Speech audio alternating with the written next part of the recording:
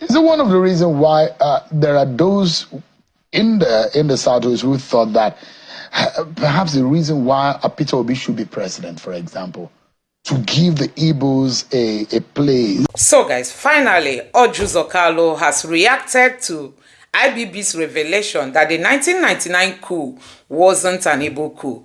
So since IBB came out to make this statement, so many Igbo leaders have been silent, especially the political leaders from the Southeast. They've all been silent, and people have been wondering, why are the leaders from Igbo land, why have they chosen to go silent after such a revelation that people have long waited for? We all know that after that book launch, Orji Kalu made a statement, but he only talked about Abiola. He told Tinubu to recognize Abiola as an ex-president, that even though he was not sworn in, even though he was not given privilege to have led Nigeria, but still he should be recognized as an ex-president. But guess what? Orji Kalu chose to be silent over the Igbo coup, which IBB himself told the entire world that it wasn't an Igbo coup. You might be wondering the reason behind his silence and the silence of other Igbo leaders. Finally, he has decided to open up. I want you to take your time, watch this video on what Orji Kalu said in this video, which he has been receiving so many gbasgbos. You know, Nigerians have been reacting over his statement as regards to the coup that was seen as an Igbo coup, but finally the revelation says it wasn't an Igbo coup. It's not as if IBB is the only person who have been saying it. Many people have been saying it, but guess what? Nobody tend to believe that it wasn't an Igbo coup until a northern leader in the person of IBB, who was also in power, who has led Nigeria and understands what happened during that period. He has boldly said it, that it wasn't an Igbo coup. What Orji Kalu said in this video is going to shock you. I want you to just take your time, relax, and watch this video to understand his own stance. Just take a look for yourself. I think Nigerians are very unfair to Babangida.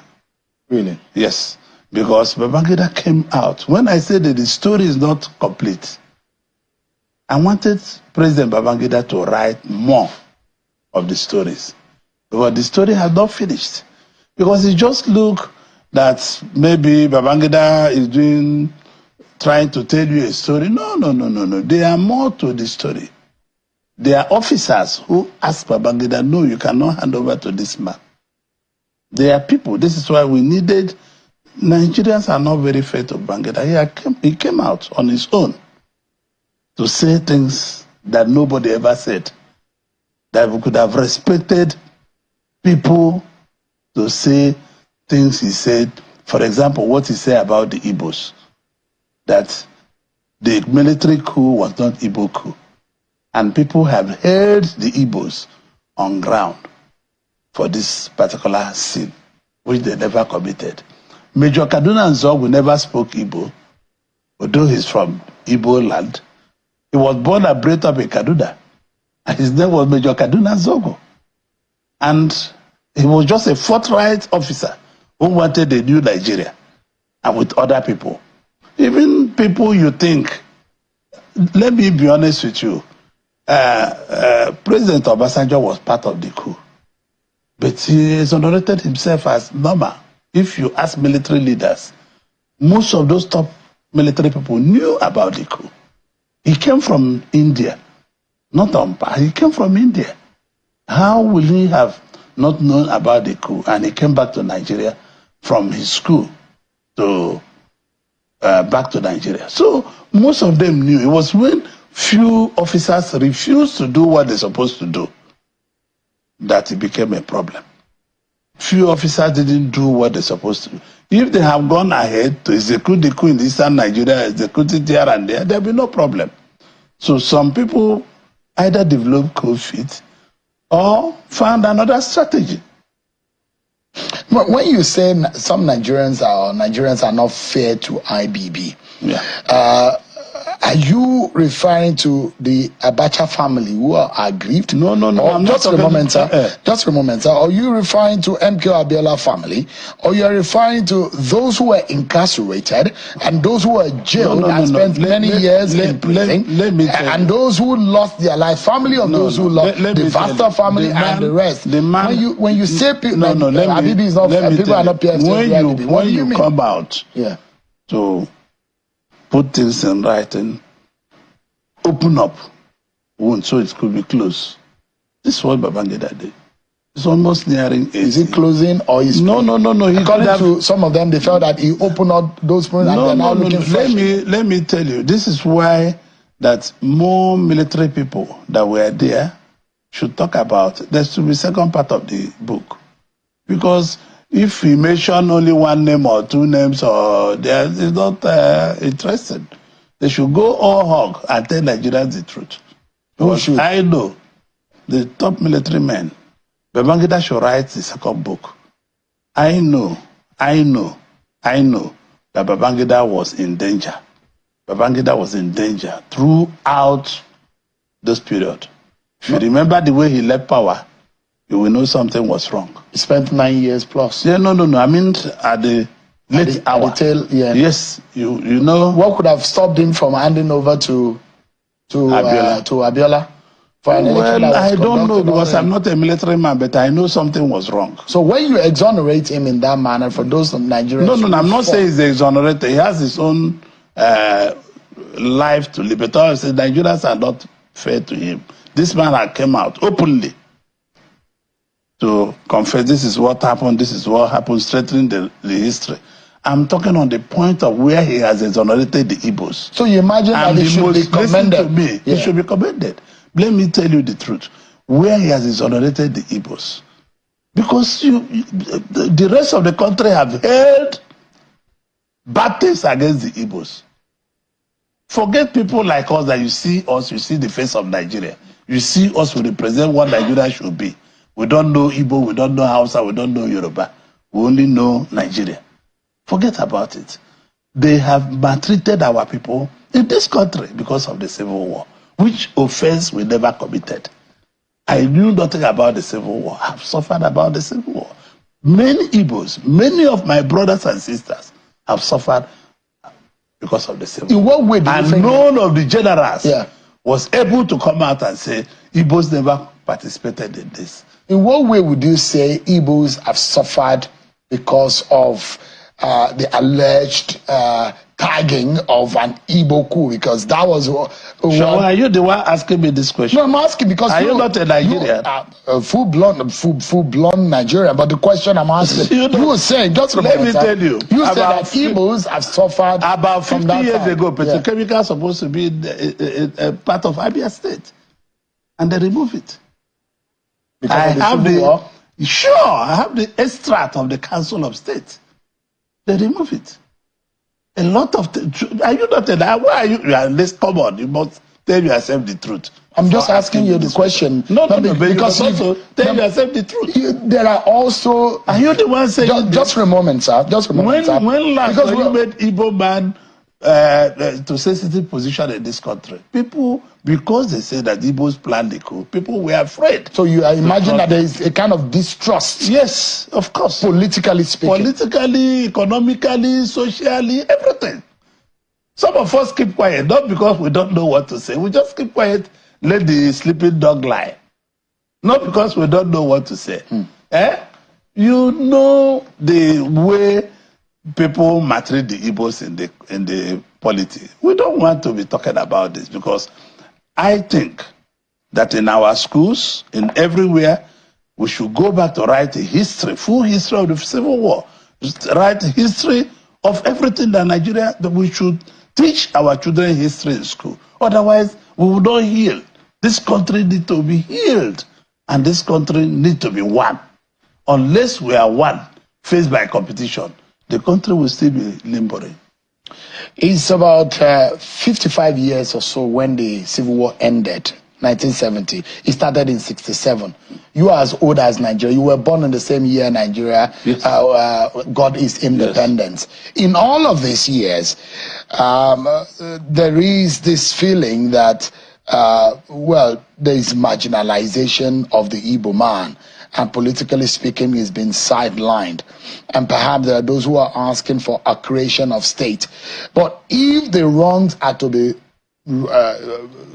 corrected, in what ways? And you are a major voice in the national. You are playing the federal politics now. You are in the ruling party. Yes. The president is your friend. Yes. You were in the same class of governors of 1999 and 2023, 2003. But I'm asking you, I mean, there is a reason why I'm asking the question. Because if you are speaking to President Tinubu, for example, you can remind him of being in the same class, of being a governor in the first instance. So there is a sense of, there is a connection. Being a governor is not, he's my personal friend. So, yes, so it's not about government. I've known him before we became governor. So, but we're very close. If you know somebody on a certain level, you should be able to relate with them. Yes. And the question I'm asking is that if there are things that you think that has made the Igbo man being relegated or marginalized, in what way do you think this can be corrected? You are playing national I have already spoken to President Tinubu, and this is not what I will tell you openly. You don't start discussing with him. After the IBB book autobiography? Yes, so he knows. He knows. So it's not. Does it include that there should be a sixth Southeast state? Of course, Anambra state should be created. The sixth Southeast state is the only state that will be viable to be created in the Southeast. Anambra are Igbos, and they never said they are not Igbos. The sixth Southeastern state should be created, and they had to go to Anambra with some other states in nature and everywhere. They become a state. Delta rivers? Yes. Not rivers, but Delta mostly. There are some rivers, there are some Igbos who identify as Igbos also in no, you cannot just go to jump somewhere, go to the other place. You first do this side. And possibly. So there should be an Anambra state? There should be an Anambra state. To be forthright, there should be an Anambra state. Is that part of what you discussed with President Tinubu? No, but there shall be an Anambra state. What are those things you discussed? I cannot tell you. It's personal. Okay, it's a personal issue. Yes. So no, I won't pry into that. You don't. But can you? Of course, I mean, I'm not asking you to discuss whatever it is that is personal between you and the president. But what are those things? The president is committed to bring justice to all Nigerians, not to some Nigerians. Did he accede to your request? No, you cannot tell me yes or no. But I'm telling you, the president is committed of bringing justice to all Nigerians. They want to address issues that affect every facet of this country. He's committed. Is it one of the reasons why there are those in the Southwest who thought that perhaps the reason why Peter Obi should be president, for example, to give the Igbos a place? No, I'm not going to discuss. Politically speaking, I'm not going to discuss that with you. No, you are discussing. Because, you are speaking for the Igbo nation tonight. Listen to me. I'm not going to discuss anything about Igbo president or Igbo this. You are not a very shy person. No, why are you shy tonight? No, I'm not shy. I cannot. But I'm telling you, you are afraid that I'm not going to discuss issues that are not supposed to be discussed. You told me before in an interview that there's a need for an Igbo presidency. And I still tell you there's a need for it. Up to today? Yes. So Igbos must present an acceptable candidate by all Nigerians. No one zone can make a president. No one. President Tinubu was not elected by Yorubas. He was elected by all Nigerians. When do you think the Igbo presidency is ripe? Well, in our party, we have only one presidential candidate now. And Tinubu has to do 8 years. And is that a must? It's not a must, but Nigerian people, you can see the rebased economy is coming down. You can see things are starting to trickle in.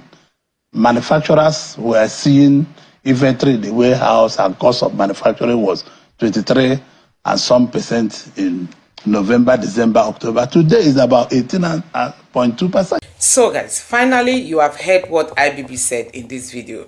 Honestly, people are beginning to think if we the Igbos are actually our own problem. He said He doesn't want to talk about Peter Obi becoming the next president. He doesn't, because he himself, he's interested in that.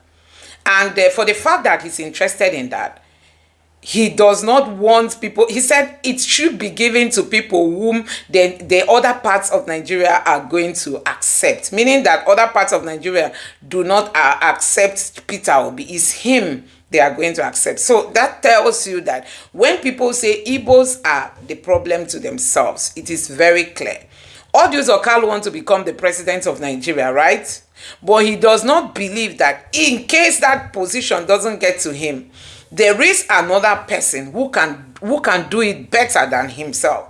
He wants an Igbo leader, but that Igbo leader shouldn't be Peter Obi. Peter Obi that has, like, let me say half of Nigerians as his followers. Peter Obi in the South has majority of the Southerners as his followers. He has majority of the youths backing him. But this man is saying that Peter Obi, that Nigeria needs somebody that the entire country. Who told you that the entire country are in support of somebody like Orji Kalu becoming the president of Nigeria? Who told him that he feels he has more influence in the north than Peter Obi? Okay, if you feel you have more influence in the north, what about the south where you come from? Orji Kalu cannot get 10% of the southerners backing him. I mean, somebody who has, all this corruption allegation that has not been cleared. You don't expect people to just back you like that. No. You want to make sure that you allow somebody, even though the person is from Igbo extraction, but let it be somebody that the entire country is going to accept. Not accepting you because you feel Peter Obi is not welcome in the north. Who told you? Gone are the days. Today, many of them are saying they want Peter Obi. Yes, they voted for Tinubu. They were forced. They were influenced using money, using religious preachers, telling them where to vote. It's a Muslim ticket. Now, who cries the most? It's the northerners, because it's hitting hard on them. So who tells you, or who told you that Orji Kalu will not, who told you that Peter Obi is not accepted across the nation? These are just some of the things that we, the Igbos, do against ourselves. Orji Kalu should just be canvassing for an Igbo leader. No matter who is going to be. Yes, an Igbo president should emerge. But you shouldn't say you don't want to go to that area. Maybe Peter Obi is not accepted across Nigeria. Who told you that? Even though it took Peter Obi just months to the election to join the Labour Party, you saw the impact. Let alone if Peter Obi should come out again to vie on time. I tell you, Orji Kalu will not be able to match Peter Obi. So guys, you have seen it, that is why people keep saying that most times the Igbos are the problem to themselves. These are some of the reasons. Because instead of him to just stay neutral, yes, we need an Igbo leader. If Nigerians feel it's Peter Obi, good and fine, they should go ahead to vote for him. If Nigerians feel another choice is there in the south is better than Peter Obi, why not? All we want is Igbo leader. And not just an Igbo leader that the North will manipulate, but an Igbo leader that will come out and unite the country and walk in, in the direction that will benefit whether you are an Igbo man or not. That is what Orji Kalu should be canvassing for. And not saying that it shouldn't be Peter Obi. It should be a leader that the entire part of every other part of the country should accept. So Orji Kalu is now telling us that he is more welcomed by Nigerians than Peter Obi. Anyway, guys, I leave you to answer that question. Let me know your thoughts. If Peter Obi and Orji Kalu are brought before you, who are you going to choose? Who are you going to vote for? Whether you are from the north or from the south, who do you think is going to be a better president? Let me know your thoughts in the comment section below. Please don't forget to subscribe to the channel, turn on the notification bell. Please give this video a like so that YouTube can recommend it to others, and drop your thoughts in the comment section below. Thank you.